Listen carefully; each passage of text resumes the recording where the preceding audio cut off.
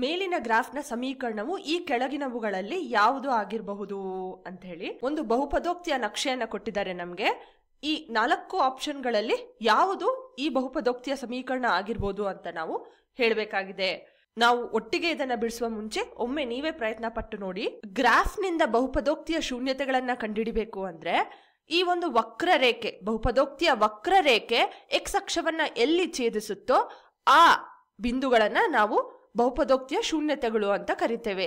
ಇಲ್ಲಿ x = -4ರಲ್ಲಿ, x = 0ಯಲ್ಲಿ, x = 3ರಲ್ಲಿ, ಮೂರೂ ಬಿಂದುಗಳಲ್ಲಿ ನಮ್ಮ ಬಹುಪದೋಕ್ತಿಯ ವಕ್ರರೇಖೆ ಎಕ್ಸ್ ಅಕ್ಷವನ್ನ ಛೇದಿಸ್ಕೊಂಡು ಹೋಗ್ತಿದೆ. ಹಾಗಾಗಿ ಈ ಮೂರೂ ಬಿಂದುಗಳು ಕೊಟ್ಟಿರುವ ಬಹುಪದೋಕ್ತಿಯ ಶೂನ್ಯತೆಗಳಾಗಿರುತ್ತೆ. ಅಂದ್ರೆ ಈ 4 ಆಯ್ಕೆಗಳಲ್ಲಿ ಯಾವ ಒಂದು ಬಹುಪದೋಕ್ತಿ ಈ ಮೂರೂ ಶೂನ್ಯತೆಗಳನ್ನ ಹೊಂದಿರುತ್ತೋ ಅದು ಕರೆಕ್ಟ್ ಆದ ಉತ್ತರ ಆಗಿರುತ್ತೆ. ಮೊದಲಿಗೆ ನಾವು x = 0ಗೆ ನೋಡೋಣ.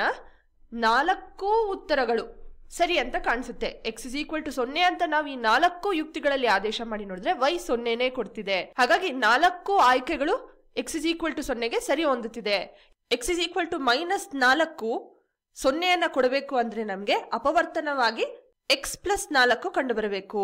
ಹಾಗಾಗಿ ಆಪ್ಷನ್ ಎ ನಲ್ಲಿ x + 4 ಇದೆ, ಆಪ್ಷನ್ ಬಿ ನಲ್ಲಿ x + 4 ಇದೆ, ಆಪ್ಷನ್ ಸಿ ಮತ್ತು ಆಪ್ಷನ್ ಡಿ ನಲ್ಲಿ x + 4 ಕಂಡು ಬರ್ತಿಲ್ಲ. ಹಾಗಾಗಿ ನಾವು ಸಿ ಮತ್ತು ಡಿ ನ ರೂಲ್ ಔಟ್ ಮಾಡಬಹುದು. ಈಗ x = 3ಗೆ ನಮಗೆ x - 3 0ಯನ್ನ ಕೊಡುತ್ತೆ. ಹಾಗಾಗಿ ಎರಡೂ ಆಯ್ಕೆಗಳಲ್ಲಿ x - 3 ಕಂಡು ಬರ್ತಿದೆ. ಆಪ್ಷನ್ ಎ ಮತ್ತು ಆಪ್ಷನ್ ಬಿ ನ ನೋಡಿದ್ರೆ x - 3 x + 4, x - 3 x + 4. ಹಾಗಾಗಿ ವ್ಯತ್ಯಾಸ ಕಂಡು ಬರ್ತಿರೋ ಒಂದೇ ಪದ ಅಂದ್ರೆ -x ಮತ್ತು -x ನ ವರ್ಗ.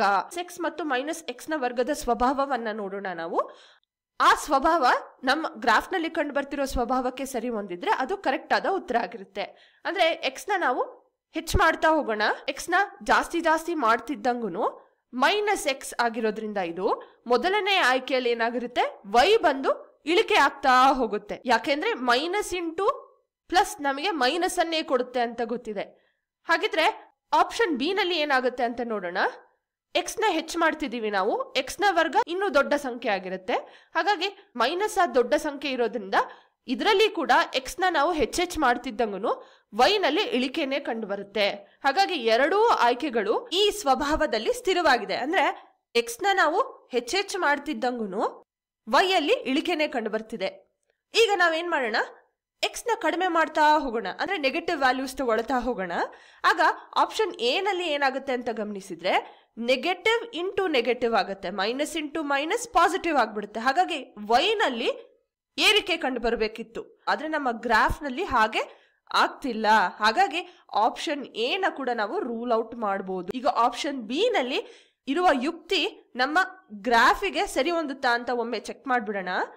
ಈಗ x ನ ಕಡಿಮೆ ಮಾಡ್ತಿದೀವಿ ನಾವು, ಹಾಗಾಗಿ ನೆಗೆಟಿವ್ ವ್ಯಾಲ್ಯೂ ತಗೊಂಡಿರ್ತೀವಿ. ನೆಗೆಟಿವ್ ನ ವರ್ಗ ಏನಾಗಿರುತ್ತೆ, ಪಾಸಿಟಿವ್ ಆಗಿರುತ್ತೆ.